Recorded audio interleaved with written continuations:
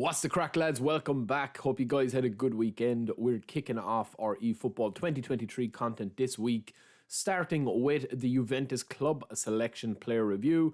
There's some good players in here. Obviously, the pick of them, I think, is CHIESA. He is a monster. We're going to get into his stats in a second. But we've got some nice players here, but it is, in my opinion, a slightly disappointing player selection, especially for this stage of the game's life cycle, because a lot of these players, you're going to have better players than them. Now, we are going to go over to eFootball DB. We are going to show you a couple of their maxed out stats and how I would train them. And we are going to start with the lowest rated players in terms of my rating of them. And we are going to start with Szczesny, who is on E form, which makes him pretty much unusable this week, I would think, even with his unwavering form there, his E-Player Live Update rating. And as well as that, you're not really going to have like massive stats with him.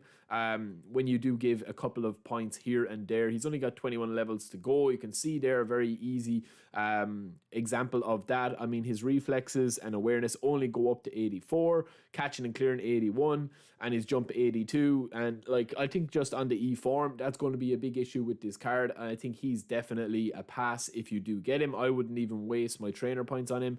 You know, it's just not worth it in my opinion. We also have Keane. This guy, it's not Roy Keane, it's not Robbie Keane. It's Juventus's Keane and Moise Keane, and he's one of the kind of players as well that's very skippable in this. I mean, I think the problem with a lot of these players genuinely is that, you know, everyone has amazing players now. His inconsistent form is an issue, and it is going to be an issue this week and probably next week as well with the form Juve are on. And his rating, his live update rating is only a C as well. So, I mean, he does have some fairly decent shots or skills, such as first time shot, rising shot, and dipping shot, long range shooting. His curl isn't that good, but if you are going to be getting him, you're looking to play him as kind of like a run and gun. And there's just so many players out there better than him, even if you don't have the likes of Romario, even if you don't have the likes of one of the top tier centre forwards. The likes of Lautaro Martinez, you know, and them type of players that you can get for very, very cheap as a standard player. You're going to be getting an 89 centre forward here, but 85 awareness, 87 acceleration, and 80 finishing is very, very low. It's literally lower tier of centre forwards, in my opinion. And you throw in the form as well as that, and it just makes him a non-runner, in my personal opinion. Opinion. Kostic is an interesting one as well. Obviously, there's been a couple of different versions of Kostic. He was there on the nominating contracts as well a couple of weeks back in a player of the week. His standard card is actually fairly decent. It stacks up quite well to this one with 25 levels. This guy's got 29 levels, so it is a really good version of him. And he is a cross specialist. So if you do have a tall man in the box, or you're playing a 4-3-3, you're playing a 4-5-1, and you like to play possession out wide and swing the ball in a lot, he is a beast. He's got a lovely left foot on him. He's kind of like the left-footed David Beckham in this game, in my opinion. Some people like him, some people love him, some people hate him. But yeah, I mean, the biggest problem with him, I think, is the fact, again, that he is on that E form. And I don't know, man. It's just these players, you're not going to be playing him. He is unwavering form, but that live update is there at E. I would be playing Kostic as a defensive kind of midfielder, as a defensive left midfielder. Be able to track back. He's got the passing that's able to, you don't have to touch and go with him. He's got long range lofted passing that you can do, and getting those pinpoint crosses in as well is vital if you want to use him. But yeah, I mean, his dribbling is fine, his passing is really good, and his speed and acceleration and stamina are really good as well. So I would be using him as kind of like an engine man in the middle of the pitch, for left sided of the pitch, I should say, to be getting up and down and helping out your left back quite a lot, but he is a skip for me as well, even if you do get him. In my personal opinion, I think he's just not worth it. We also have Bremer. Bremer is an interesting one because he's got extra front man. He is on D form. He does have unwavering form there as well. We will go back to Danilo in a second, who's a kind of a better player. I like his stats. His stats go up quite high, as you can see there. He's got some nice player skills. He's got interception, sliding tackle, aerial superiority, man marking, and heading. He does not have blocker. When we do see him maxed out here, there has been a couple of different versions of him as well, obviously. The two Juventus editions of him. I personally think this guy is a very good player. He's very rugged. And he is a good man marker if you want to set him up as that. There's a lot of good centre backs in the game that you can buy on standard form, but if you do spin him, I definitely think he's probably worth training up and testing out, even though he is on D form. With the live update, I do think that he is probably worth training up because he's got really nice defense stats. His speed and acceleration, you can kind of mess around with those. To be honest, you don't really need speed.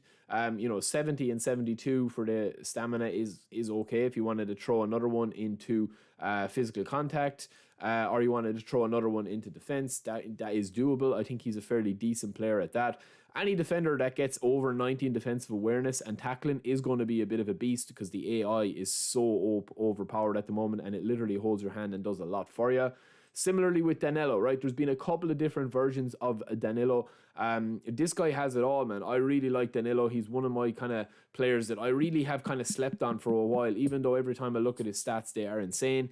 Interception and blocker, he's got pinpoint crossing and low lofted pass, so you don't need to worry about his passing stats at all. You can literally just train him up pure defensively, right? So when we do train him up here, we don't need to mess around with anything other than what we want to train up. So his dribbling is fine at 4. Dexterity gets 9 points. Lower body strength, that is just to get him up and down the pitch, kind of like Cafu or Roberto Carlos, to be able to cover every blade of grass and just get up and down as an offensive fullback. And he also has blocker and interception as his defensive player skills. That's going to be able to block a lot and lock a lot of passing lanes and stuff like that. I still do think that the Brazilian edition of him was a monster. Even though this guy goes to 91 overall, this guy's got 33 levels compared to 26. So if you didn't get the Brazilian, player card, you're probably going to have missed out on the best version of him. But I still think that this guy goes fairly decent as a defensive right back. You're not going to be, bombarding up front that often with him. He is just a pure stopper of a defensive right back, in my opinion, and he is a really good one at that. Is he better than Cancelo or Kimmich? In my opinion, no. So if you do get him, that is completely up to you. We have also got Locatelli here as well.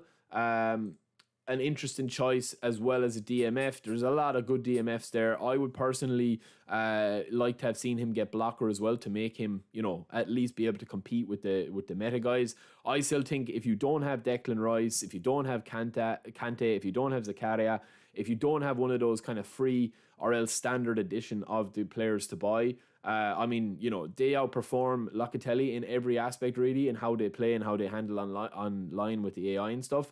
I think he's just a very, he's just a very standard DMF, man. He doesn't excel in anything. Obviously, his defense is low 80s, his passing is high, mid 80s, and his speed and stamina is quite decent as well, but not enough to actually, I think, spin for it, in my personal opinion. We have also got Vlahovic, who is the second last player that we're going to feature here. He goes to 21 levels. Nice stats as well. He's got unwavering form. He's on C. You kind of forget that Vlahovic is basically like Cristiano Ronaldo a couple of years ago in the PES games. That's what he's like. He's got this, the pace. He doesn't have the dribbling, but he has the pace, the in-air abilities, and he also has a lot of shooting stats. 89 finishing. We trained him up here with 7 shooting in the progression points. 84 speed, 82 acceleration, 88 offensive awareness, 80 stamina. We don't need that much speed, in my opinion. Like, we could get that down to like 76 here, or maybe 77 even, and then put 2 more into acceleration to bring it up to 90 offensive awareness. I think that's probably a better version of him. His dribbling is okay at that. You know what you're going to be getting with him. But yeah, there's been a lot of different versions of him, including the stars one there that we're featuring there. And there's been a lot of different ones like great finishers. There's been 2 of them. There's a lot of different cards of him. I still think that this card is probably not going to make it into your final squad. But yeah, that's probably just my opinion. Now, the pick of him by a mile in this is not only the best card of this selection, in my opinion. I know Danilo is good. Bremer is quite good as well if you're looking to upgrade your backs. But I think Chiesa is one of the best cards that they've released of him, right? I know there's been different versions of him, and there is going to be a Legend edition of Chiesa coming as well, hopefully back again. But yeah, I think this is probably one of the best cards that we have got of him. Obviously, he starts off at an 84, and we're going to be able to have a look at 28 stats here There's different versions of him out there. His standard card goes to level 29. So this guy is 3 overall more points. He's got better everything pretty much. Acceleration, speed, stamina, dribbling, tight possession is a big one with his standard card. And he's got with just 1 less player level to go, right? So we've trained him up with 54 progression points. He is on D form, which is a bit of a pity, right? That is a bit of a pity. But this is how we've trained him up. You can potentially have one of the best late game subs, right? Because he has super sub there, as you see in the player skills. You know, you're going to be able to bring this guy on. And we have a very specific role. There's going to be a lot of different ways to train him up, but we have a very specific role for CHIESA because we've got Neymar and, you know, we've got Messi, we've got Mbappe, we've got a lot of options on the right flank, Dembele. But we will be using him as a super sub to bring him on in 70 minutes gone, 20, 25 minutes left, and look at the stats that he has as a super sub, right? 89 balance, 97 acceleration, ball control and dribbling are very decent. Dribbling is 94 and offensive awareness is 87. Stamina and speed, we don't need to worry about that, right? If you are going to be making a decision, okay, you don't need to worry about speed and about stamina too much. If you are just going to be bringing him on for that exact specific reason that I'm saying there, is that you're going to be using him as a sub. You're not going to be having him in your starting. If you're having him in your starting, I would trade him up like that. 10 into dribbling, 13 into dexterity, and 6 into lower body, just to get his stamina and speed up to last the full match.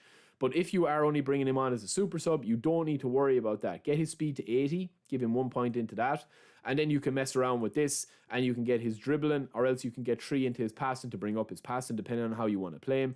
There's lots of different ways that you can train him for, you know, an immediate impact. You're going to have 98 acceleration that you get him on, right? You get him on in the like 78 minute, man. And you were just going to be able to blitz a lot of people with pure speed. Like, you'll be able to get the ball and just run at them.